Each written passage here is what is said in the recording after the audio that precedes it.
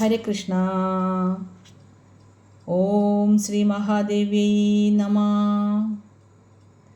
ശ്രീ ലളിതാ സഹസ്രനാമ സ്തോത്രത്തിൽ സംഹാരിണീ രുദ്രരൂപ തിരോധാനകരീശ്വരീ സദാശിവാനുഗ്രഹദ പഞ്ചകൃത്യപരായണ എന്ന 64 ശ്ലോകത്തിലെ പഞ്ചകൃത്യപരായണ എന്ന നാമം വരെയുള്ള അർത്ഥമാണ് പറഞ്ഞത്.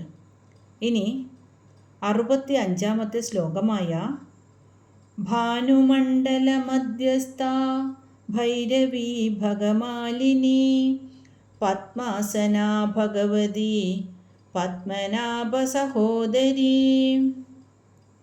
എന്നതിലുള്ള ആദ്യത്തെ നാമമായ ഭാനുമണ്ഡല മധ്യസ്ഥ, അതായത് ദേവിയുടെ 275 നാമമായ ഭാനുമണ്ഡല മധ്യസ്ഥ. ഭാനുമണ്ഡലത്തിൻ്റെ മധ്യത്തിൽ വസിക്കുന്നവൾ. നമ്മൾ സൂര്യനെ വന്ദിക്കുമ്പോൾ യഥാർത്ഥത്തിൽ അതിനുള്ളിലെ ആദിശക്തിയെയാണ് വന്ദിക്കുന്നത്. അതായത് ഗായത്രി മന്ത്രത്തിൽ നാം പ്രാർത്ഥിക്കുന്നത് സൂര്യമണ്ഡല മധ്യസ്ഥയായ ഈ ചൈതന്യത്തോടാണ്. നമ്മുടെ ഹൃദയാന്തർഭാഗത്തുള്ള അനാഹത ചക്രത്തെ സൂര്യമണ്ഡലമായിട്ടാണ് യോഗികൾ കണക്കാക്കുന്നത്. അവിടെ ജ്ഞാനരൂപിണിയായി ദേവി സ്ഥിതി ചെയ്യുന്നു. സൂര്യൻ ഇല്ലെങ്കിൽ ഭൂമിയിൽ ജീവനില്ല.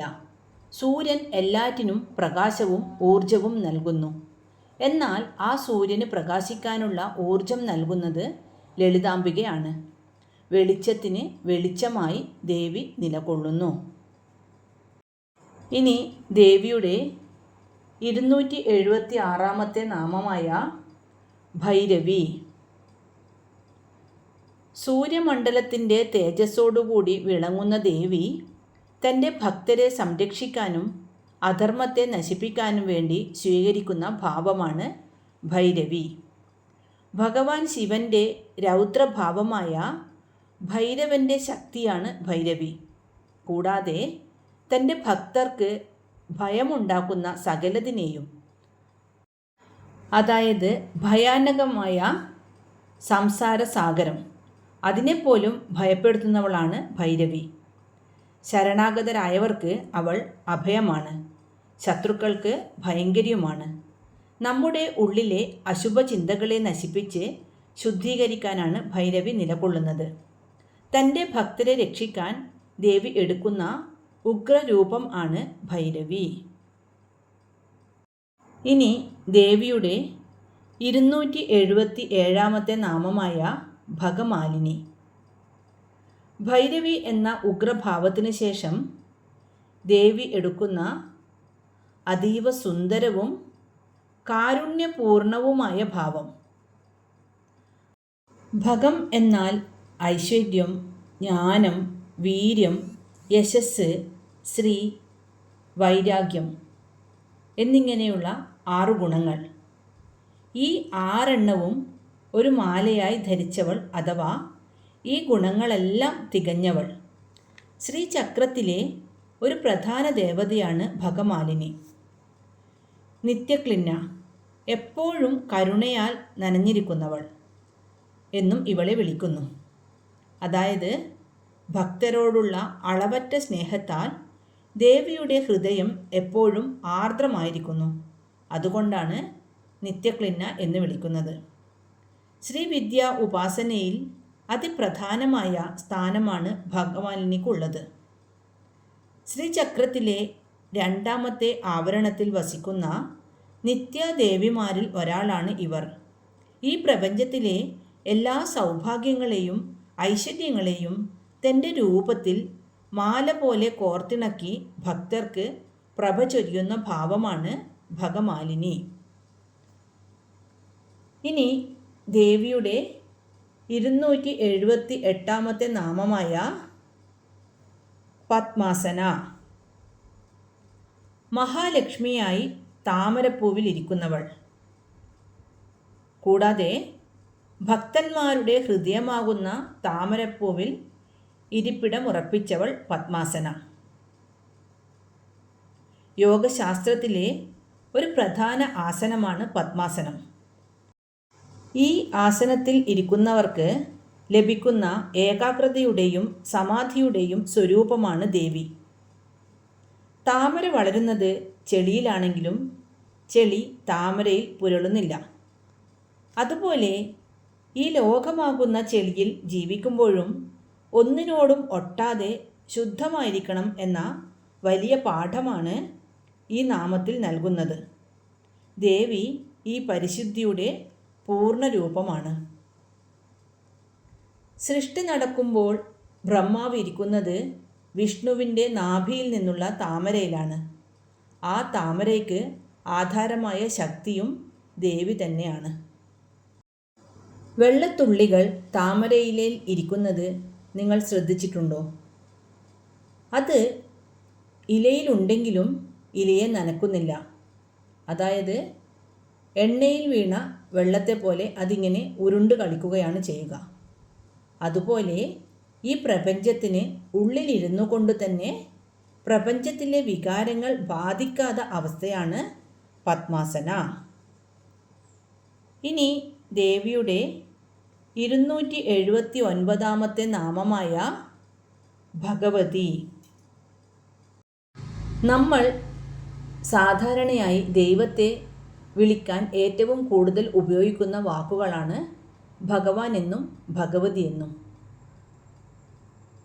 ദേവി ആയതുകൊണ്ട് ഭഗവതി എന്ന് വിളിക്കുന്നു. ഭഗം എന്ന വാക്കിന് 6 ഗുണങ്ങൾ എന്നാണ് അർത്ഥം എന്ന് പറഞ്ഞല്ലോ. ഐശ്വര്യം, വീര്യം, യശസ്, ശ്രീ, ജ്ഞാനം, വൈരാഗ്യം. ഈ 6 ഗുണങ്ങളും പൂർണ്ണ രൂപത്തിൽ ഉള്ളവളെയാണ് ഭഗവതി എന്ന് വിളിക്കുന്നത്. ഐശ്വര്യം എന്നാൽ സമ്പൂർണമായ സമ്പത്ത്. വീര്യം എന്നാൽ സമാനമായ കരുത്ത്.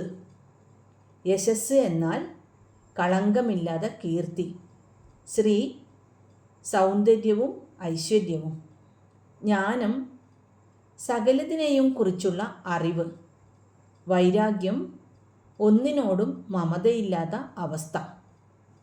ഈ 6 ഗുണങ്ങൾ ആരിൽ പ്രകാശിക്കുന്നുവോ അവരാണ് ഭഗവതി.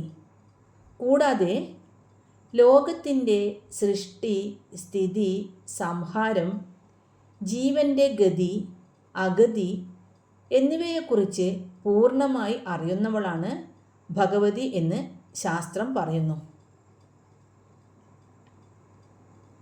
നമ്മൾ സാധാരണയായി ലക്ഷ്മി, പാർവതി, സരസ്വതി എന്നീ 3 ദേവിമാരെയും ഭഗവതി എന്ന് വിളിക്കാറുണ്ട്. കാരണം ഈ 6 ഗുണങ്ങളും ഇവർ 3 പേരിലും ഒരുപോലെ ലയിച്ചിരിക്കുന്നു. ലളിതാംബിക ഈ 3 മൂർത്തികളുടെയും ആദി രൂപമായതുകൊണ്ട് അവൾ യഥാർത്ഥത്തിൽ ഭഗവതിയാകുന്നു. ഇനി ദേവിയുടെ 280 നാമമായ പത്മനാഭ സഹോദരി.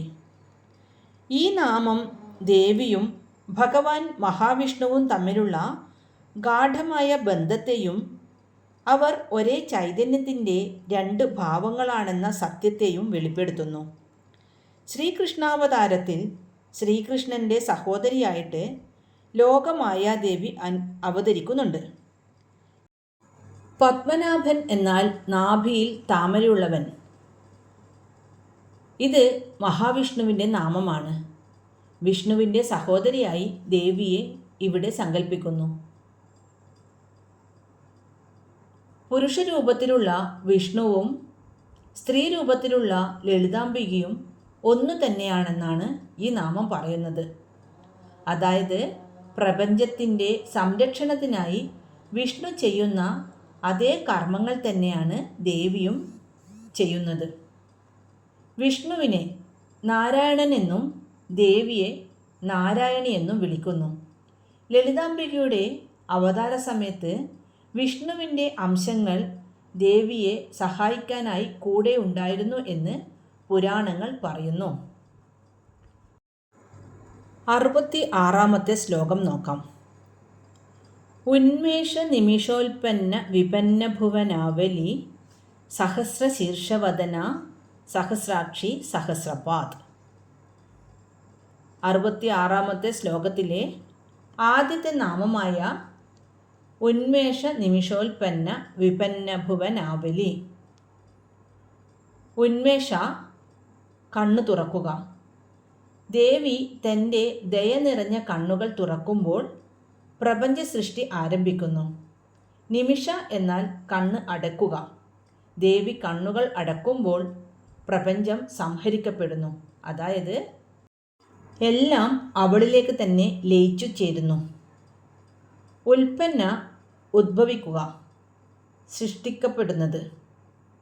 വിപന്ന, നശിക്കുന്നത്. ഭുവനാവലി, ഭുവനങ്ങളുടെ ആവലി, അതായത് ലോകങ്ങളുടെ നിര, കൂട്ടം.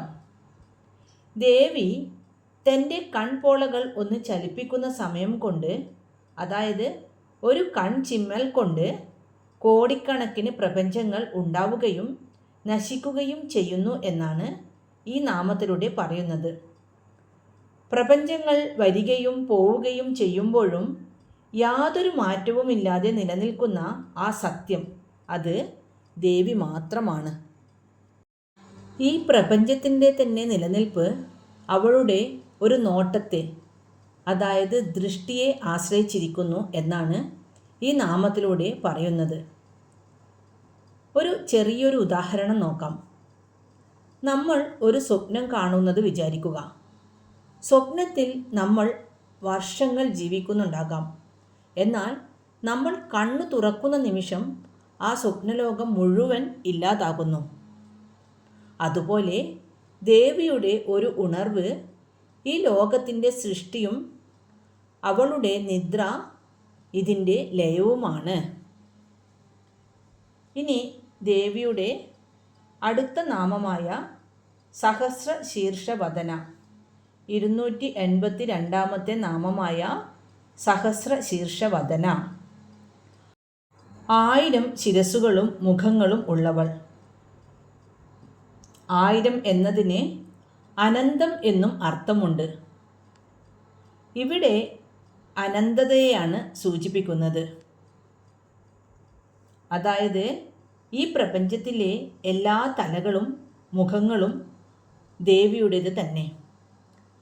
ഭഗവത്ഗീതയിൽ അർജുനൻ കണ്ട വിശ്വരൂപത്തിന് സമാനമാണിത്. ഓരോ ജീവിയുടെയും മുഖത്തിലൂടെ നോക്കുന്നത് ദേവിയാണ്. എല്ലാ തലകളും അവളുടേതാകുമ്പോൾ പ്രപഞ്ചത്തിലെ സകല ചിന്തകളും ബുദ്ധിയും ദേവിയിൽ കുടികൊള്ളുന്നു.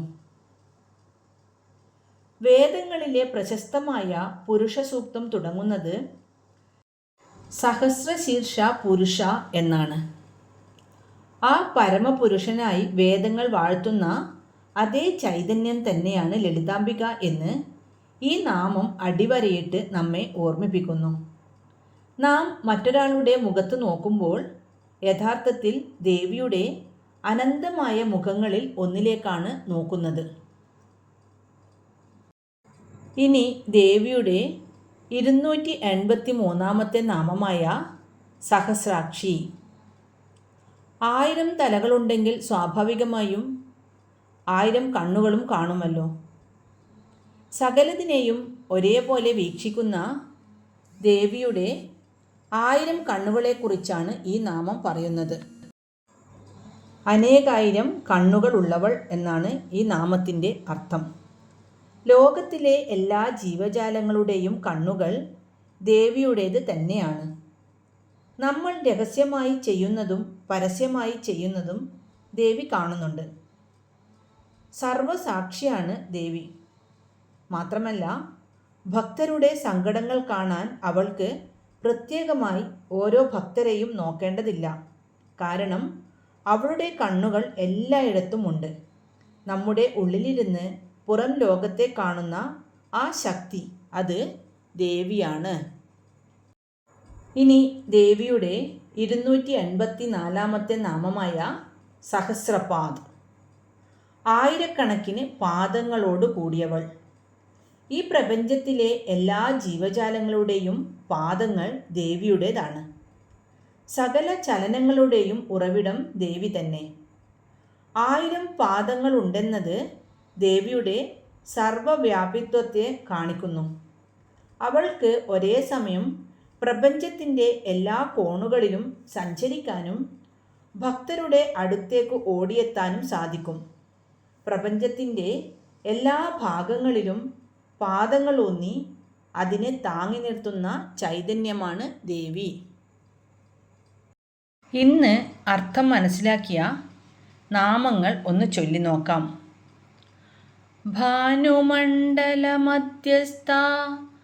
ഭൈരവി ഭഗമാലിനി, പത്മാസനാ ഭഗവതി പത്മനാഭ സഹോദരി, ഉന്മേഷ നിമിഷോൽപ്പന്ന വിപന്ന ഭുവനാവലി, സഹസ്രശീർഷവദന സഹസ്രാക്ഷി സഹസ്രപാദ്.